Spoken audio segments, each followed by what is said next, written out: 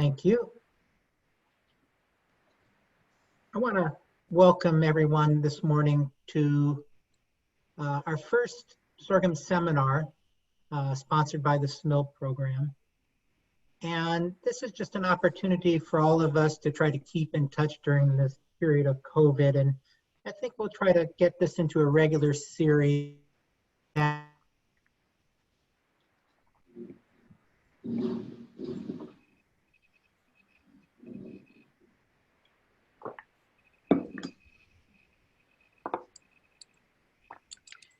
Tim, we lost you.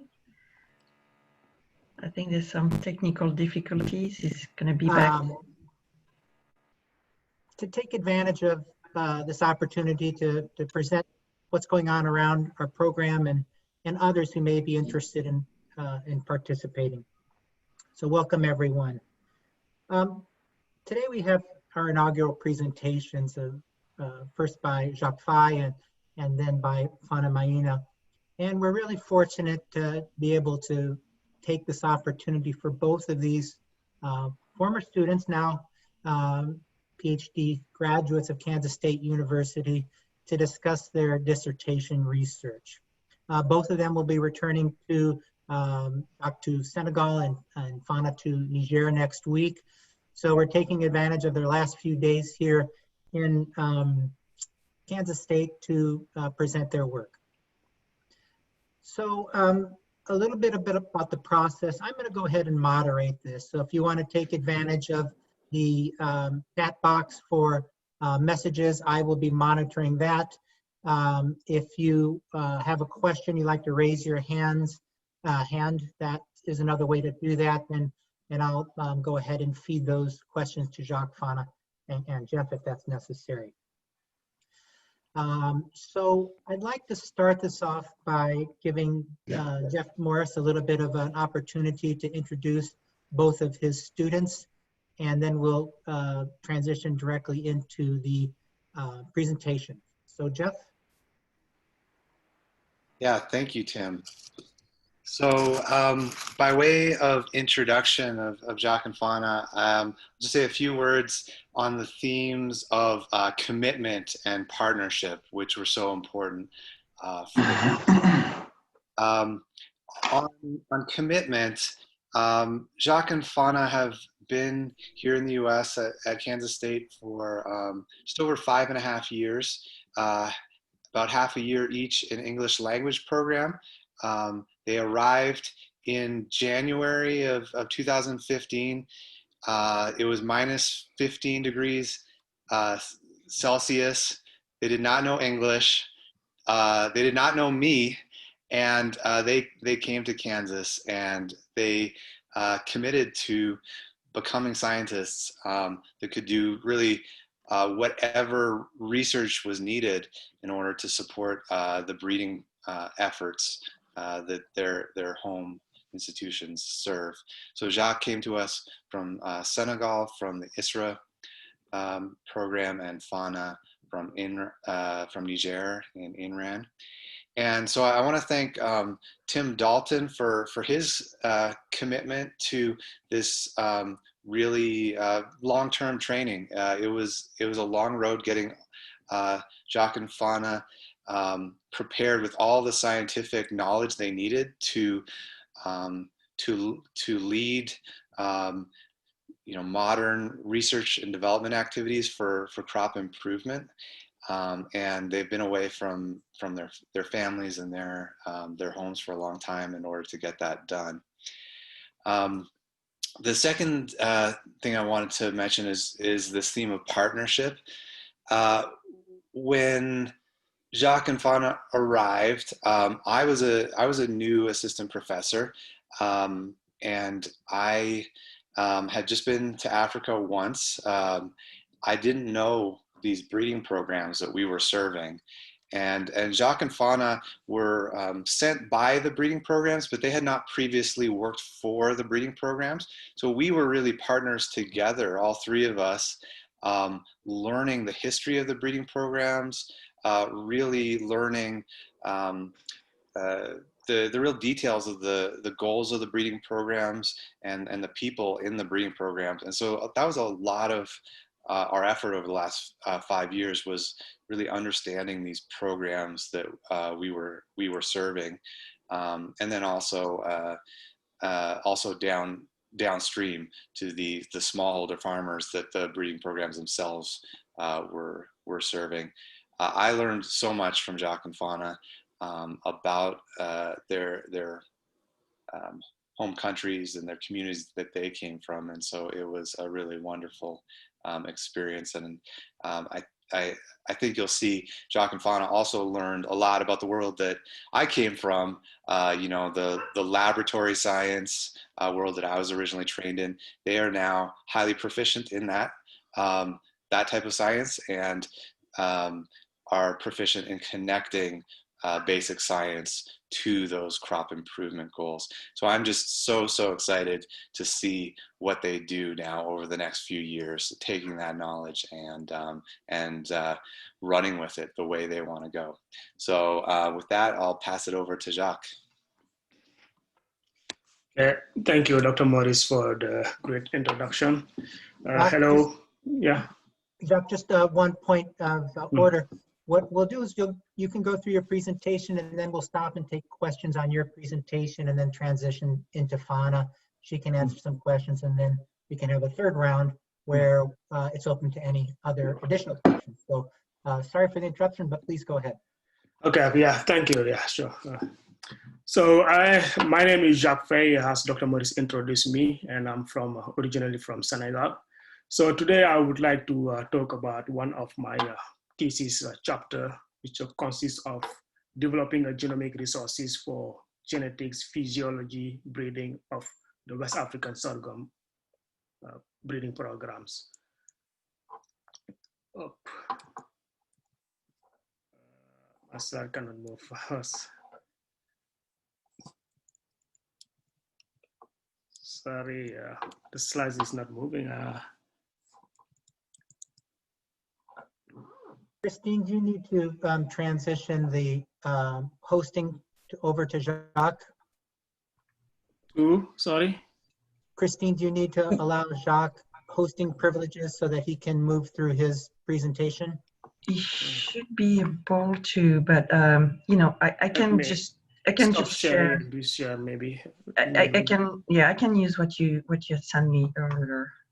It may have something to do with the Google Doc.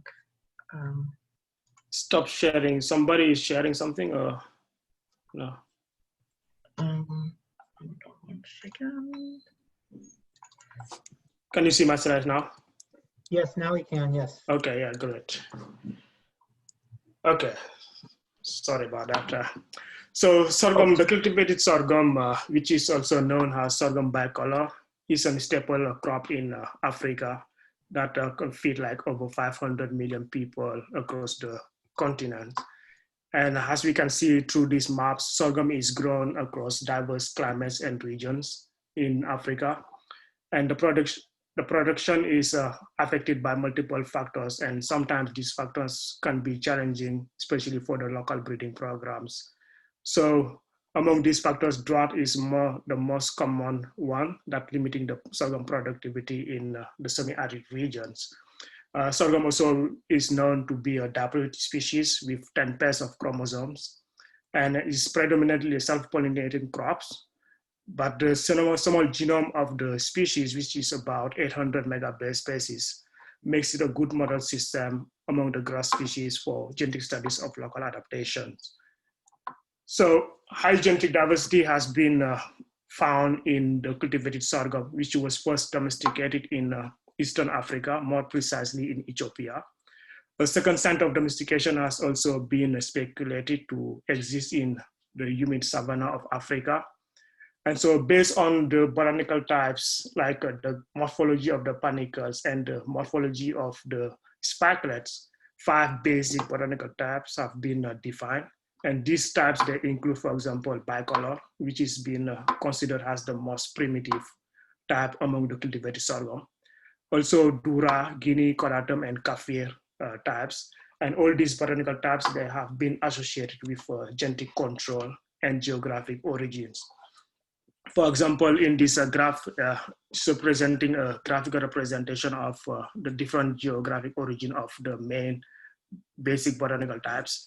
As we can see here, for example, the Guineas are predominant in the Western Africa and some parts of the Southeastern Africa, while Coratums are predominant in Central Africa. Dura here, they are predominant in Eastern Africa and along the Saharan regions. While, for example, the Kaffir types are predominant in Southern Africa. So basically in West Africa, we don't find mostly Kaffir botanical types of sorghum.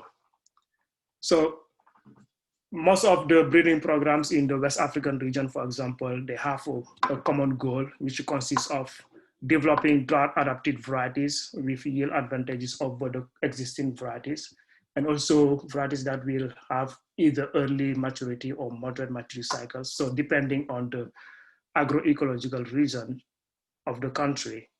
And these are varieties that are aimed to be developed, so they should be appreciated by growers in order to drive adoptions.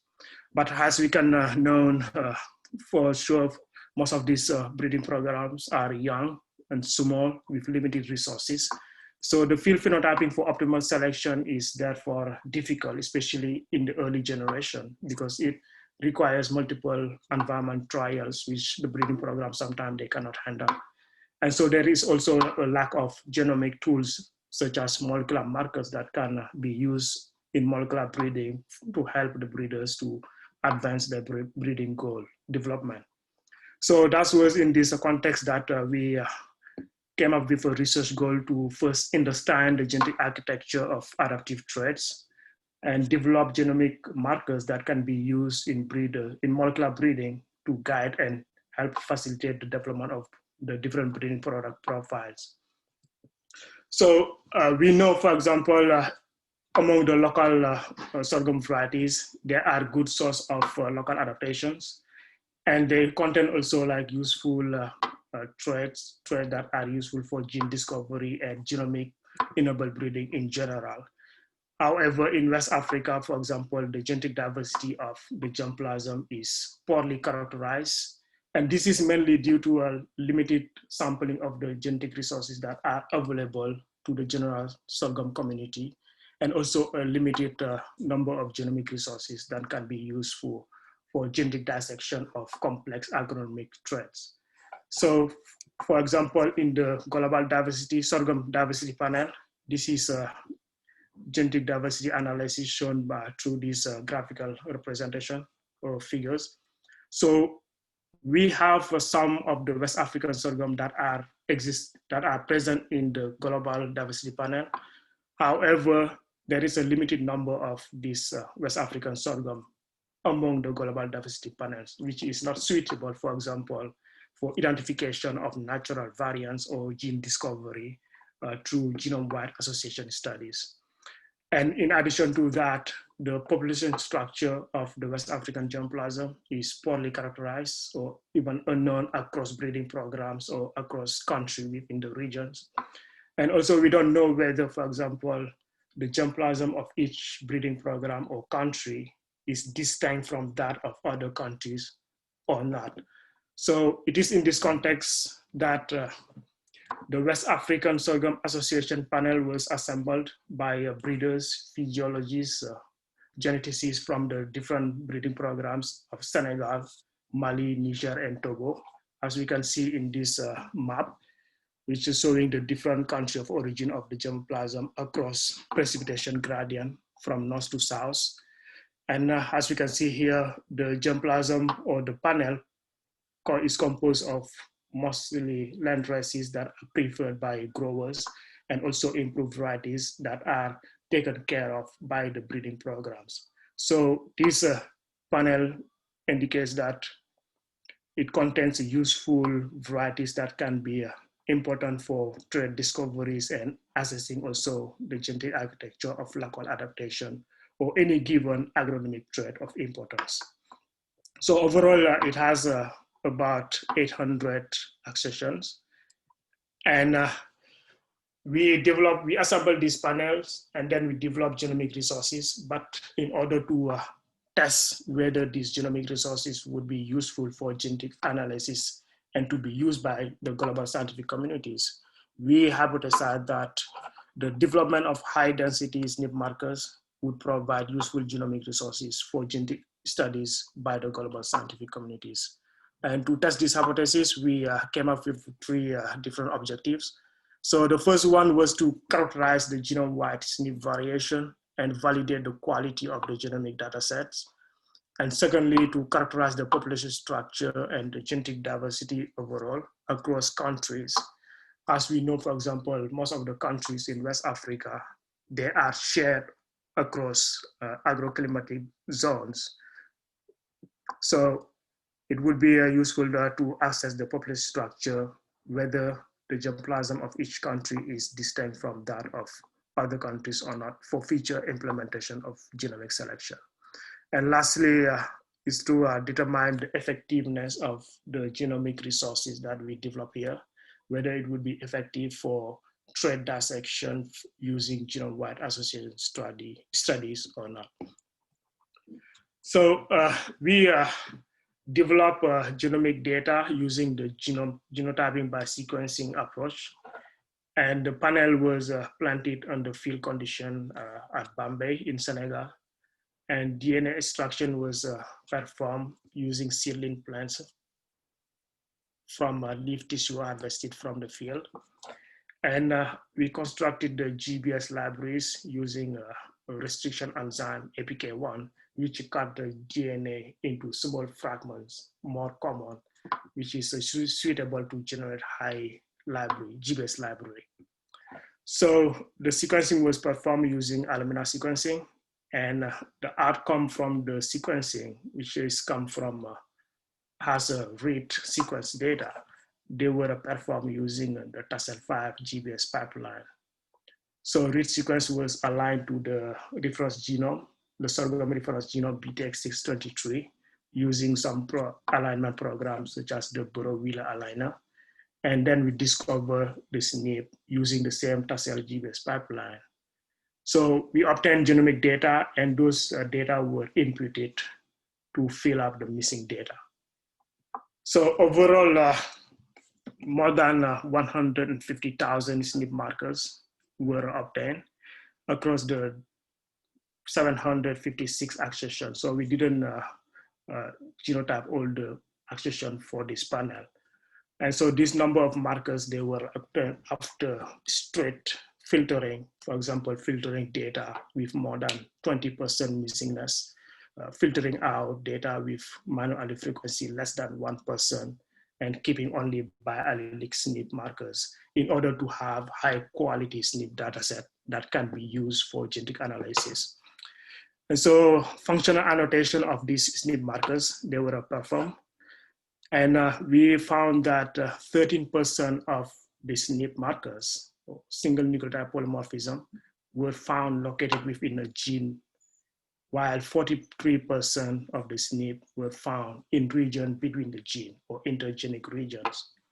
So to further quantify the quality of the genomic resources, we perform linkage disequilibrium analysis, or LD-DK.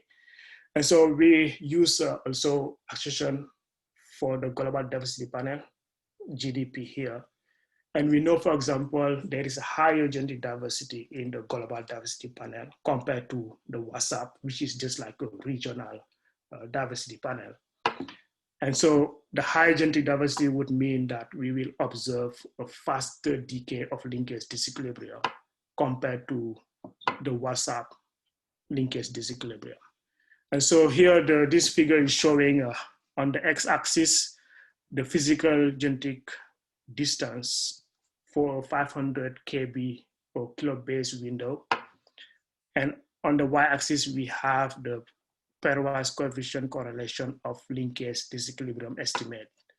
And so the LDDK is determined as the genetic distance here, where the I-squared value decreases to half of each initial value. So as we can see, for example, here on the gray curve, it's showing the LDDK for the global diversity panel. And on black here, we have the LDDK for the WhatsApp panel. and the other colors are LDDKs within the germplasm, within like country of origin. For example, in green, we have the germplasm from Mali. In purple, the germplasm from Niger. In red, the germplasm from Senegal. And blue, the germplasm from Togo. And as we expected, we observe a much faster decay of linkage disequilibrium in the global sorghum diversity panel compared to the WhatsApp. And within the WhatsApp, we observe a faster decay within the germplasm of Niger compared to, for example, the germplasm of Togo. And this is also as expected because we know sorghum accession from Niger are more diverse than sorghum accession from Togo. As in Niger, we observe almost most of the botanical types compared to Togo germplasm, for example. So this is consistent with our hypothesis that these genomic resources can be of good quality and suitable for genetic analysis. So next, to further quantify this quality of the dataset, we perform principal component analysis as shown on this graph. On the x-axis, we have the principal component 1, which is explaining 9.5% of the genome-wide variation. And on the y-axis, we have the principal component 2, that is explaining 7.7% of the genome-wide SNP variation. So on gray is representing the accession in the global diversity panel because we want to compare whether accession in the WhatsApp panel that are from the same botanical types would cluster with accession in the global diversity panel of the same botanical types. And so here on the top corner, we have, for example, on the upper triangles, the coffee types. And here we know, for example, in the WhatsApp, we don't have enough of the coffee sorghum. Here we have the accession on the closed circle, the Dura accessions. And here we have the Guinea accession. On the middle here, we have a Cordatum cluster. So the different colors indicates the accession from the West African sorghum germplasm.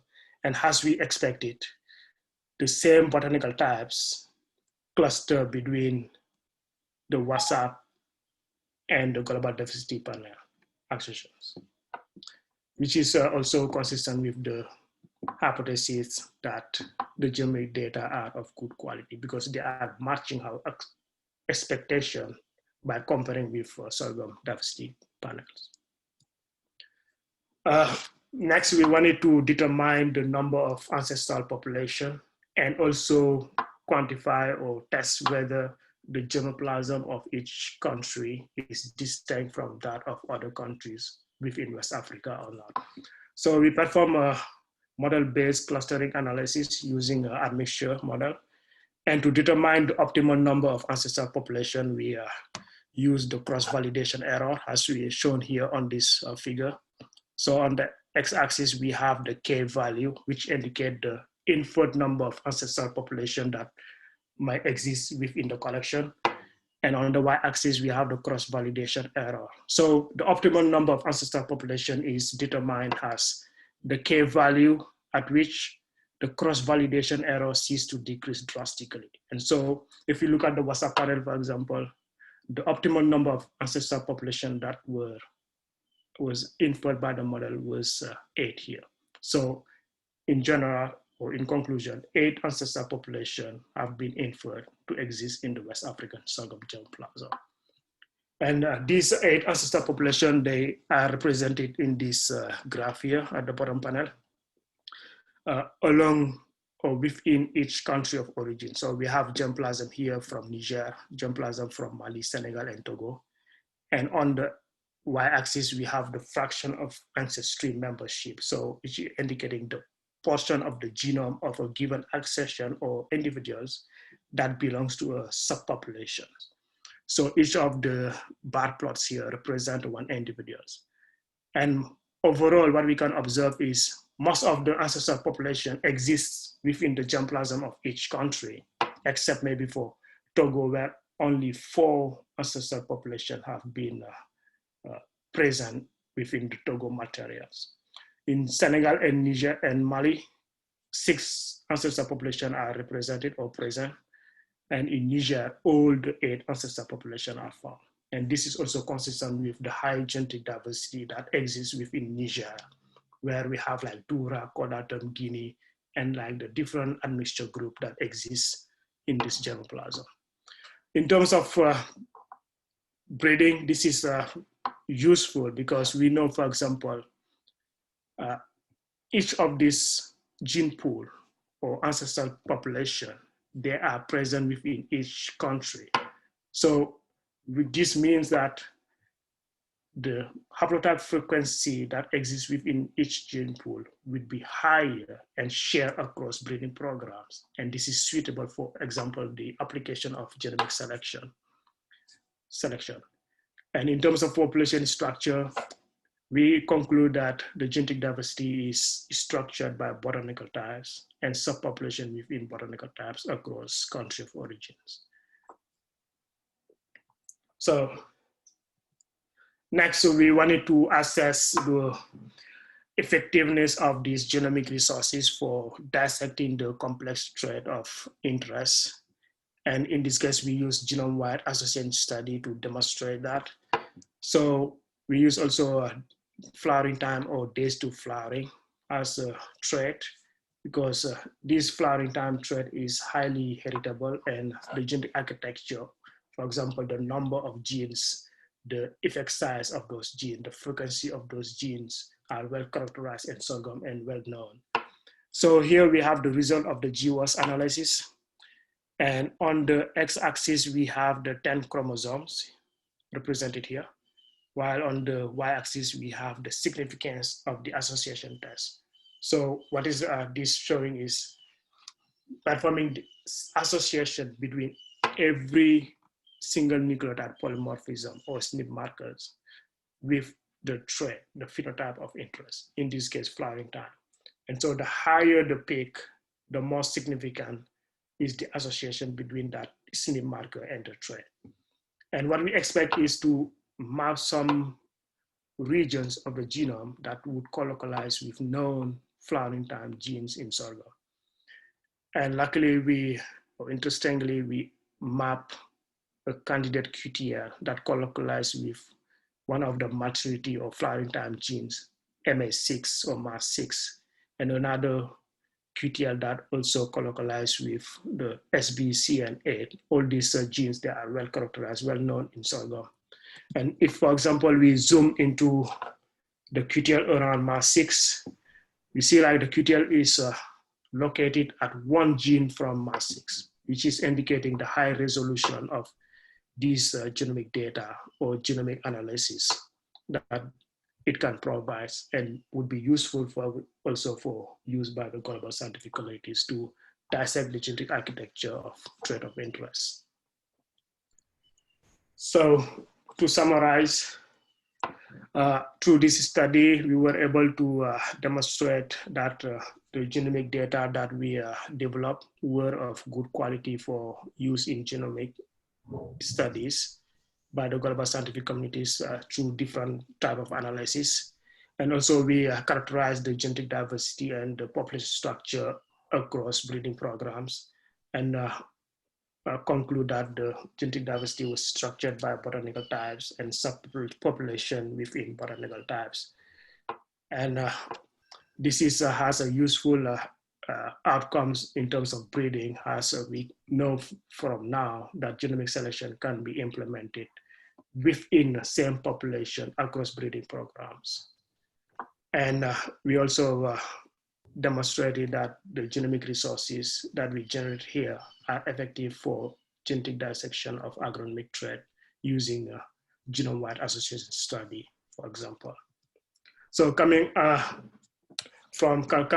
again to the development goal of most of the breeding programs in the regions, the next research goal or in the pipeline is to develop high throughput breeder friendly markers from the different markers or QTL that we identified from different studies. And also we would take advantage of the existing resources that have been developed by other projects in order to develop markers and characterize the different haplotypes group that exist within the West African sorghum germplasm. And this will overall accelerate and guide the selection and the development of the different breeding product profile that have been established by the different breeding programs. So with that, I would like to thank all people who have been involved in this research, especially the Sawajian team, Maurice Lab members. And also I would like to thank the funding agency, the USAID, via the Sorghum Innovation Lab, who have been contributed to these studies. And also the different institutions that have been involved, such as ISRA, SERAS, CIRAD, and ICRISAT in Niger. So with that, I would like to say thank you. Okay, great. Thank you very much, Jacques, for your presentation and overview, and ending with a little bit of thoughts on strategic vision for where it can go to the future. I'd like to open the up for questions. If you want to type it in the chat box or raise your hand. Anybody with a question for Jacques at this point?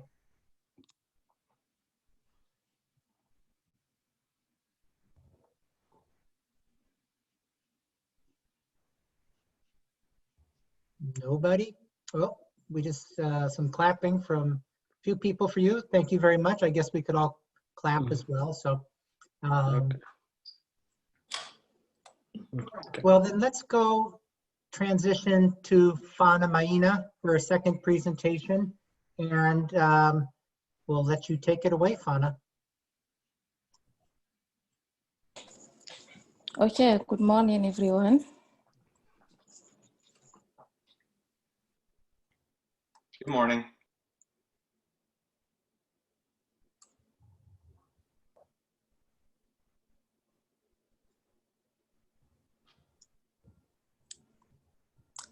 Can you see my screen, please? Yes. Yes, we're seeing it. Okay. Perfect. Yeah, so thank you for inviting me for this seminar, research seminar. And my presentation today is leveraging genomic studies to implement molecular breeding for Straga resistant sorghum in West Africa.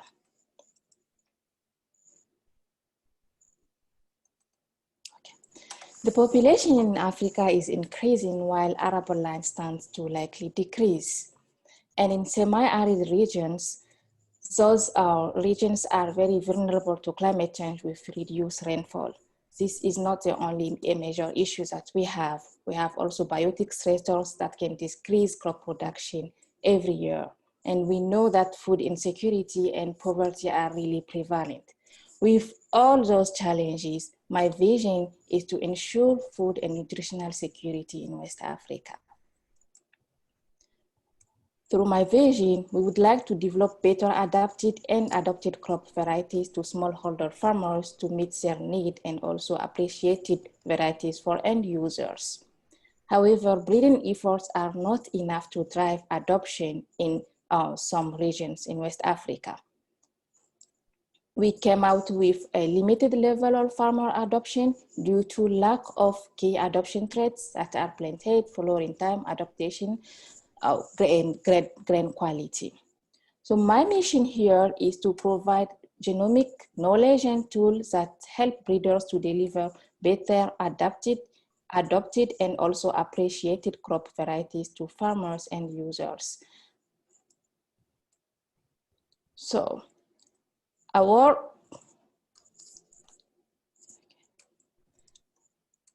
we focus on one of the major biotic stressors in sub-Saharan Africa, and Straga, which has a picture on your left. It's called also a purple witchweed that threatens original food production.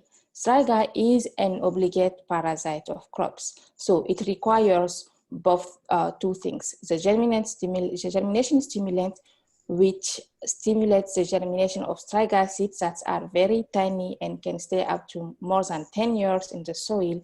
And also the second part is a host. So it requires a host to complete its cycle. So in West Africa and in Sub-Saharan Africa in general, it is affecting cereal crops such as sorghum, pearl millet, and maize, major cereal crops in regions. So in sorghum, there is a severe infestation in West Africa and up to 50% yield loss were registered. The only mechanism to control Straga is trap crops to prevent germination, hoeing, or crop rotation, but they are not very effective in farmers' field. So one of the resistant Straga resistant sorghum has been generated through the low germination stimulant. So the resistant one, Straga is SRN39, and it is producing a low germination stimulant. So it doesn't induce the germination of Straga. So we take this advantage for the low germination stimulant, and it is recently cloned to continue our work. The breeding program have goals. So to deliver Straga resistant varieties to smallholder farmers that are adapted to their growing environment and appreciated by end users. However, the breeders are not able to select Straga resistant lines. The Straga infested in research stations are really challenging, and there is also variation of Straga seeds in farmers' field. So we have major options to work with. The first one is to build capacity for phenotyping Straga resistance. Those comes with limitations because the evaluation only focus on Straga plants at 60 and 90 days after sorghum planting. By the time you see the Straga plant emerge from the soil, the damage is already done. It is already attached to the roots of sorghum plants, and it is taking its nutrients. Also, with the building capacity for phenotypic screening, there is no Straga germination assays conducted prior to field evaluation. I'm watching this training. You want to see this plant for sorghum? The second option is to establish molecular breeding for Straga resistance through Lgs1 deletion. And SRN39 is a resistant one. So my research goal here is to develop markers that can predict Lgs1 deletion in the breeding program in early generations prior to field evaluation. I will discuss in the next slide the Lgs1 deletion. So sorghum has 10 chromosomes represented here in rectangles. And through the research from the global scientific community, Gobena et al., on chromosome 5, there is a deletion on chromosome 5 that can confer resistance to Straga through low germination stimulant. So I represented here the chromosome 5, and towards the end of the chromosome, we have a region where it is associated with the resistance.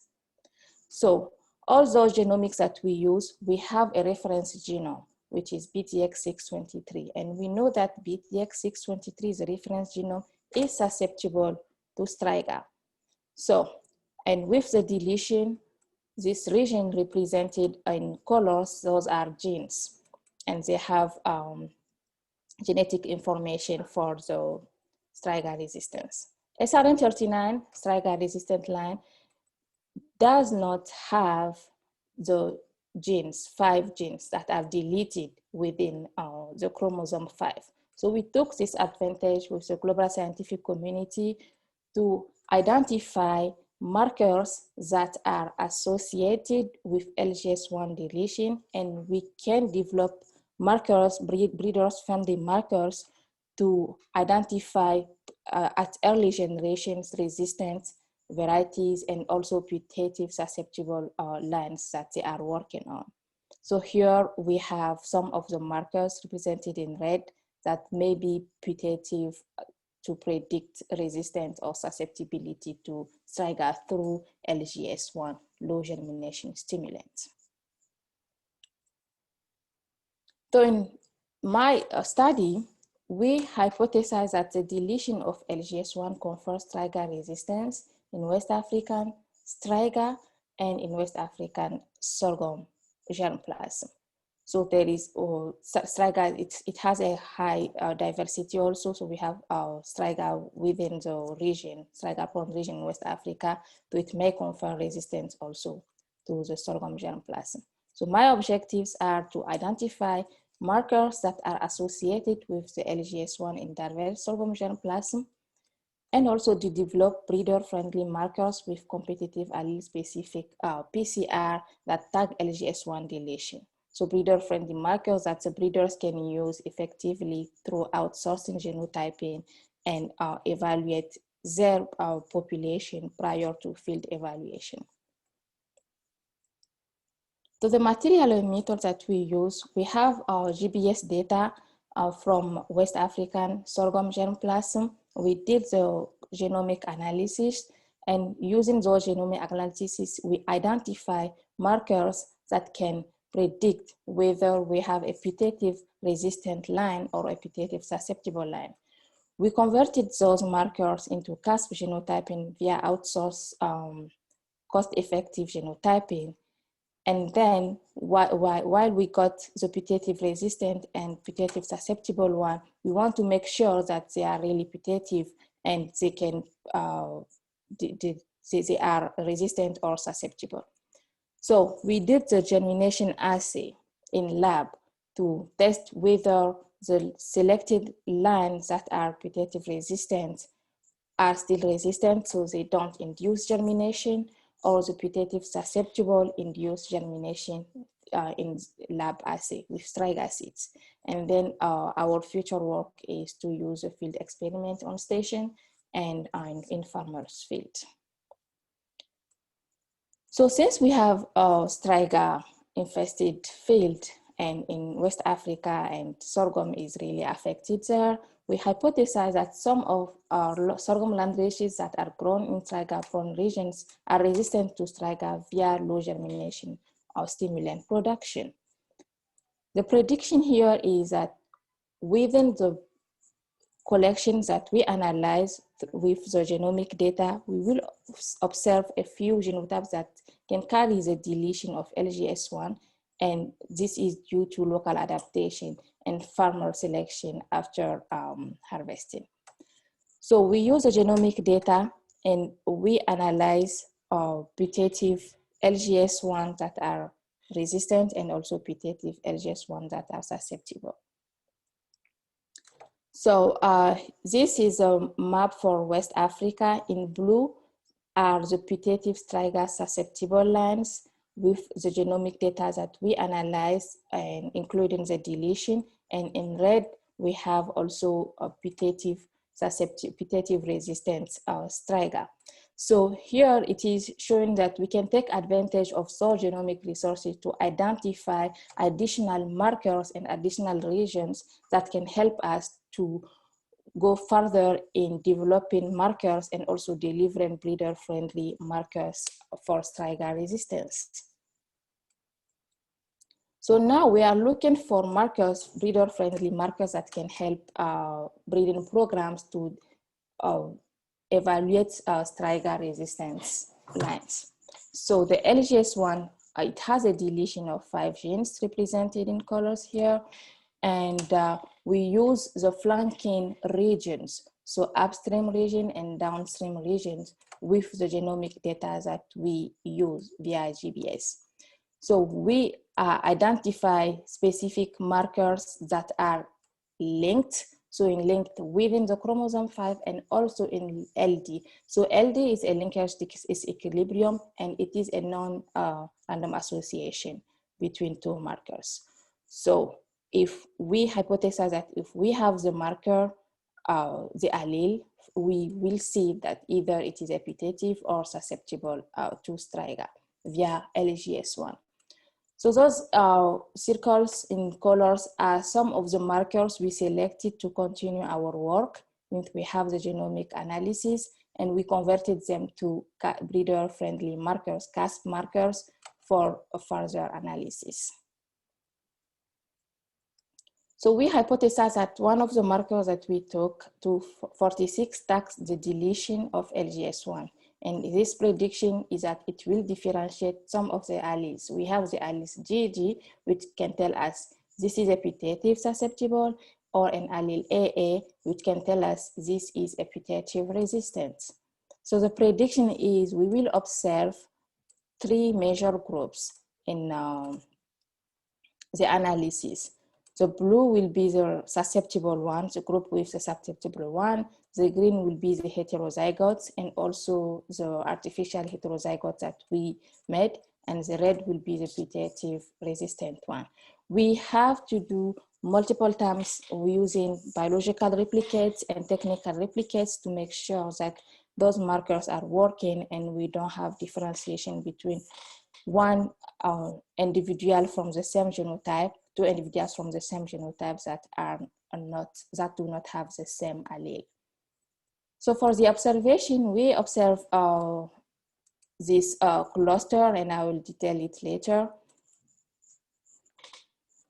So in the x-axis, we have the farm fluorescence from the CASP genotyping, and the y-axis, we have the hex fluorescence. So the higher will be the lines that are putative resistant to Straga via Lgs1, and the blue will be the putative susceptible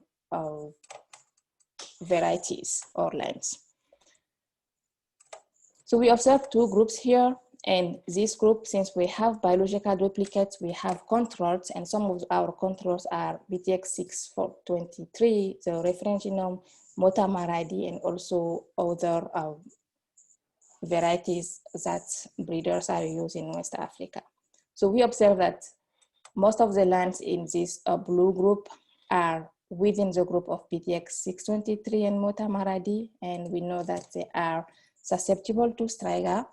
So, and then the next will be the group for SRN39, which is in red, and it is showing some of the lands that's clustered with SRN39 group are putative resistant to Straga via Lgs1.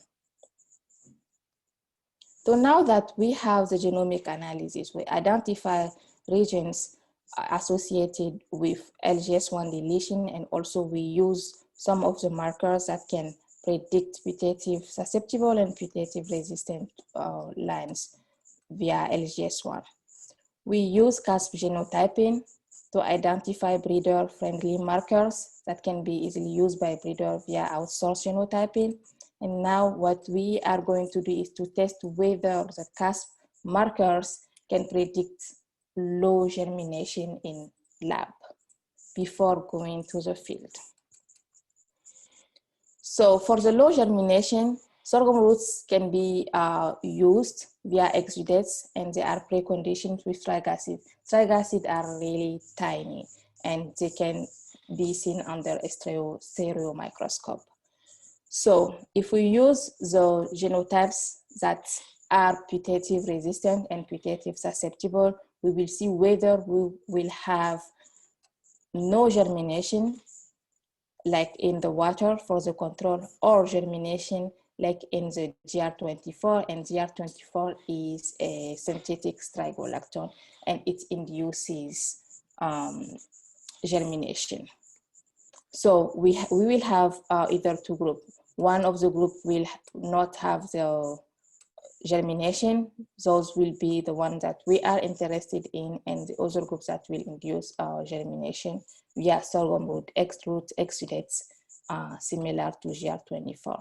So what we have here in the x-axis, we have for our result in the x-axis, we have the root exudates for some of the genotypes that we know they are putative resistant, AA, like SRN39, and also putative susceptible, like Motamaradi, and they have the GG. And we have the GR24, which is a synthetic strigolactone. It induces higher germination, and also water it doesn't have, which is our control. So we can see that GR24 induces higher germination, but we see less germination in the tested line. So even for the MOTA, for the putative susceptible genotypes. for mota, and the lands that they have the same allele as mota. So we know that the root exudates may not be enough to induce germination in the susceptible one, and they are really light sensitive, and maybe we have a degradation of strigolactone in some of the genotypes. Otherwise, we see that SRN39 did not induce at all germination compared to the water, and also other lands that are putative resistant one. So we'll continue working on that, and this work has been done in collaboration with Dr. J.C. Lasky at K-State, and we at Penn State, sorry, and we are willing towards continuing our analysis.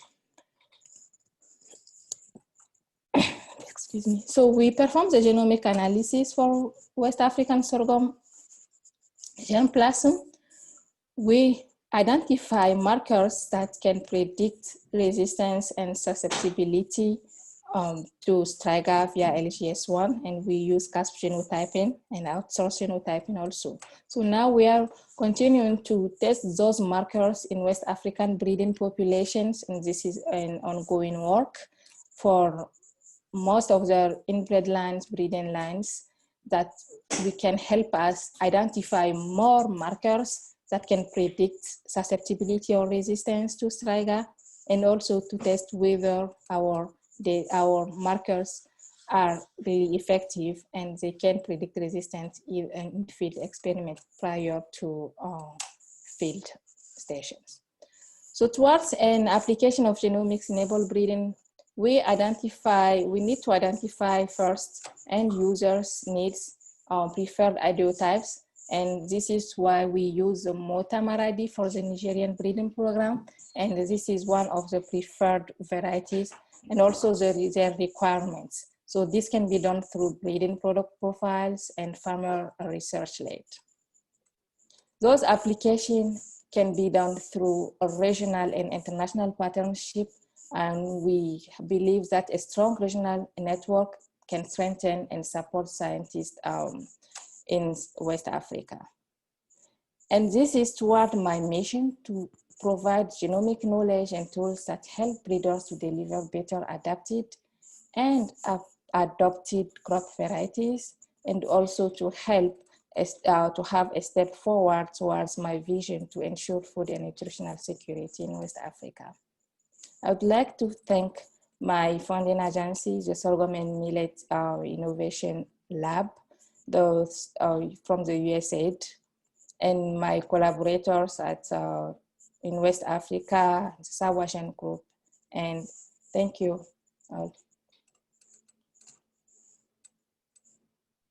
Okay, thank you very much, Fanna. Do we have any questions for Fanna at this point?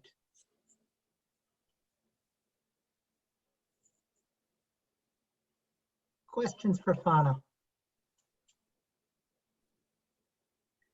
Hey, Tim, this is Angela Records with USAID. I don't really have questions, but I just wanted to thank both presenters and congratulate them on really excellent work and really good presentations. And also to thank Fanna for the sort of framing around farmer preferences and breeding towards target profiles, which is something is also very much appreciated. So thanks to both of you. It's really great job. Thank you. Thank you, Angela. I appreciate it. Thank you. Other questions? There was a question for Jacques that came in after Fanna started. So maybe while people are thinking about questions for Fanna, Jacques can respond to that. Yeah, Des, this is from Des Serba. I'm just going to read it, and then Des, if you want to unmute your mic and add to it, you're welcome to. But it says, Jacques, the cross-validation area looks lower at 9 or 10, but your population structures are grouped into 8. Okay, let me share my screen again.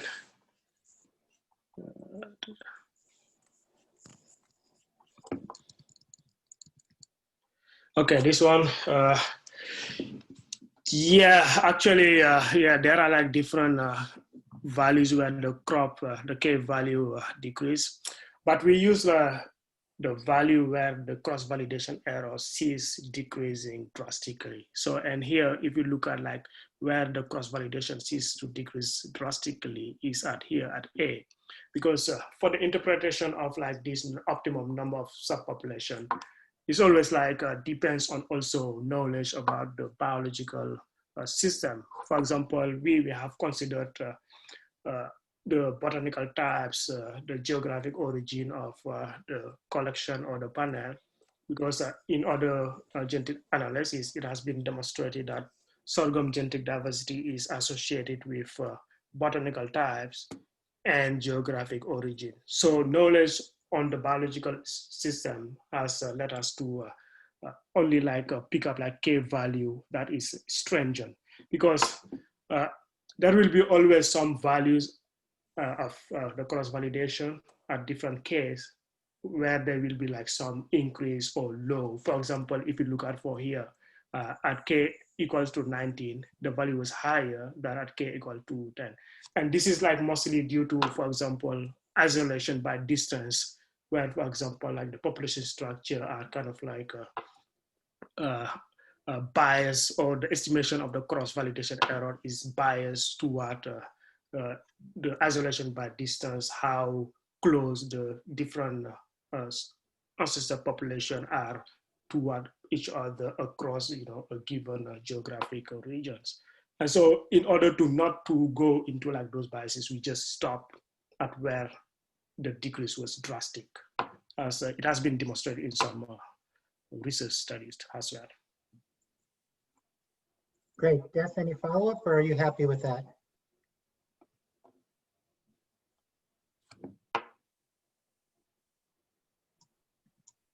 Okay. That's okay. Yeah, I think. Okay. Good. I think that was very clear. Other questions for Jacques or Fanna?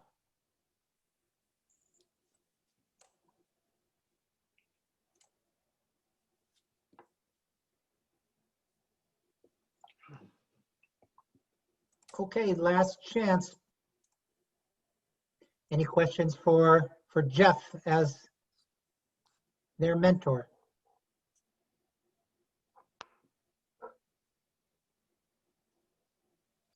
Oh, there's a raised hand, Tim. Hama? Okay. I don't see that. Go ahead.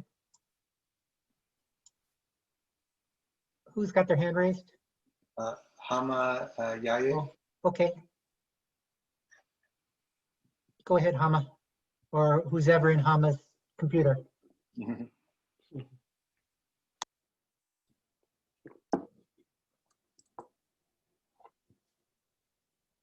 We can't hear you from Niger.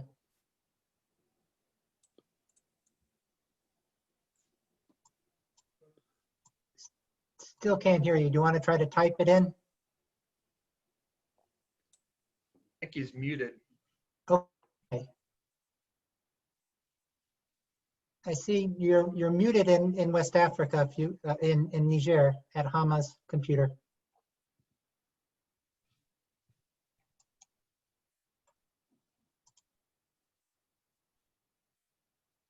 Okay, now we see you unmuted. Okay. You want to go ahead and try to your question? I said that my first question is for Jacques. My first question is for Jacques. Okay. So he, in his principal component analysis, he explained that the model explained something about 70% of the variability. Do you find it easy? So otherwise, can you explain? You got two axes, and the model explained only 7.7 and 9. So overall, it may be 17% of the variability. You find it easy? Easy, like in what way? Easy, like let me go back to. Like easy, like it's good to explain the variability, the overall variability. So this variability is. Was explained something about 80% or 19%, but I find it low. I find it low. I don't know. So you know, we use high density SNP markers that covers like most of the genome of sorghum, and so each of those, for example, SNP markers is contributing to the different axes of the genome-wide SNP variation. And so we expect to have a low percentage of genome-wide variation compared to, for example, if you were like using some like SSR markers, maybe that's what people usually they see in some like research studies, usually like 20 SSR markers. And so in that case, of course, you will expect to observe high percentage of variation that is explained compared to, for example, when you use like high density SNP markers that are distributed almost across all the genome. So this one, yeah, if you look at also like genetic studies on sorghum, you would observe like values similar to this one. But I mean genetic studies that use high density SNP markers.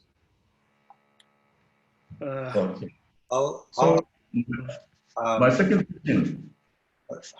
I'll just add to that. One of the reasons that that occurs in sorghum is because of the deep hierarchical population structure in sorghum. So if you go deeper into these principal components, you might see like, and we've seen this before, like principal component, 15 and 16 are separating Western Ethiopian sorghum from Eastern Ethiopian sorghum. So it's partly because sorghum is inbred. So there's population structure at all scales. So that global population structure only explains a small part of all the variation. Great, thank you. Yaya, did you have a second question you'd like to ask? Okay, the second question, it's for me, it seems like there's a link between the two studies. What may be the link between the two studies? Okay, so the question is, how are these two studies related? And either Fanna or Jacques, you want to take a stab at that? You can go ahead. And I think probably maybe a question is, another way to rephrase that is, what was the benefit of both of you working and pursuing your studies at the same time, if you can think of something like that? So to answer part of that question is, if you look at even like the way we did we managed our presentation, I started first and Fanna completed her studies, which is like more details, like going into the details of the genetic or the biology of Straga resistance and like into like the West African germplasm. While in my studies, I was focusing on the genomic resources because those studies in somehow they are related. We need to have a genomic resources. And once we have those genomic resources, those can be applied in any trait, for example, of interest. And Fanna demonstrated that one using Straga, for example. So it can be, these genomic resources can be also used for, let's say, drought tolerance, which I did in my last chapter of my thesis, or another trait like panicle architecture that also we did in our study. So it's kind of like related. We need to have, for example, the germplasm, and then we have the genomic resources, and combining those with like good phenotypic data, we can do so many analyses. Okay, thank you. Thank you. Fanna, do you have anything to add in?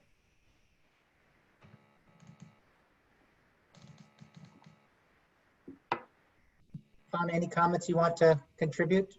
Oh, yeah. So this is more the first study that we have for the genomic analysis is to understand better the germplasm in which we are going to work and also the germplasm that the breeders are working. So it's starting from the bigger point of view, understanding the germplasm, the diversity, and also their adaptation to the growing environments before going in deep. So we are going in deep in some of the major priorities that the breeders are working on, either the Straga resistance, the drought tolerance, and other threats that they are interested in. So those will be at the later stage, but now we have to understand better the germplasm that we are working on, and also to help us deliver more tools and knowledge that the breeders and also other researchers can work with.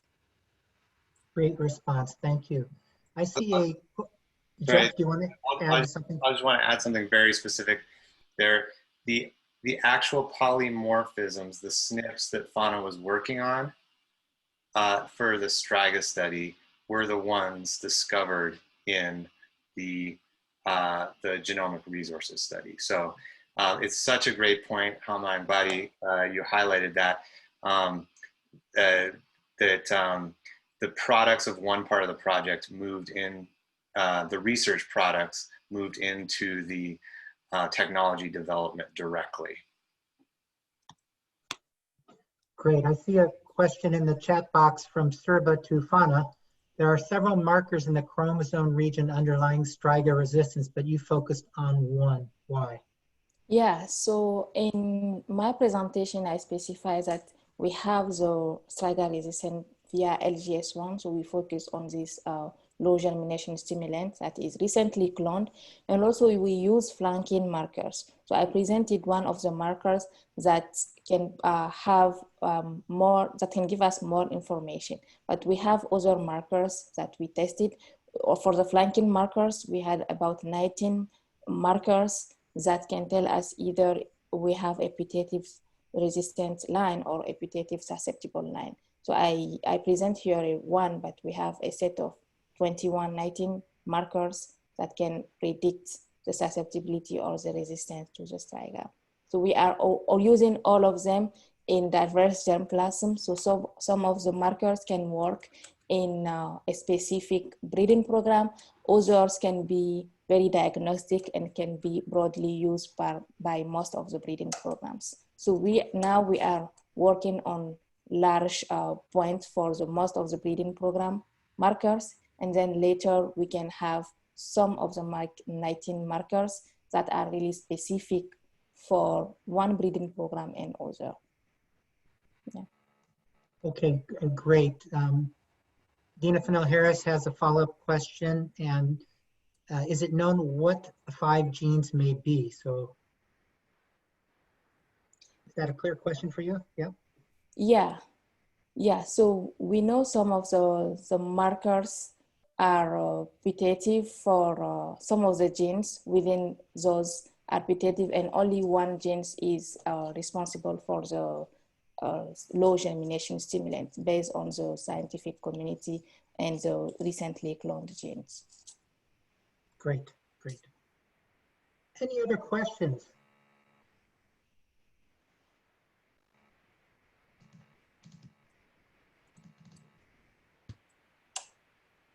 Well, I'm not seeing any, so I want to take this opportunity and thank Jacques and Fanna for everything you've done while you've here, and it's just such a rewarding position to be in, to see you finishing your studies, returning to Senegal and Niger, and continuing on your long careers ahead of you to contribute to sorghum improvement within the region. We certainly will be following you and doing what we can do to help you get established as a young professional. And we're just so fortunate to have you join this big community of ours. And we wish you all the best of luck and a safe return home. So with that, I'm going to conclude this first seminar series and just kind of ask you if you see if there's anyone, or if you know of anyone who may be interested in these topics who has not had a chance to participate today. This is being recorded, it will be posted, and it can be viewed asynchronously. Look forward to an announcement for future studies. This was put together in a very ad hoc manner just about a week ago, as I learned that we were getting close to Jacques and Fanna's return, and we wanted to take advantage of them one last time while we're here. So I want to thank everybody for joining us, and have a wonderful rest of your day, and bye-bye. Thank you.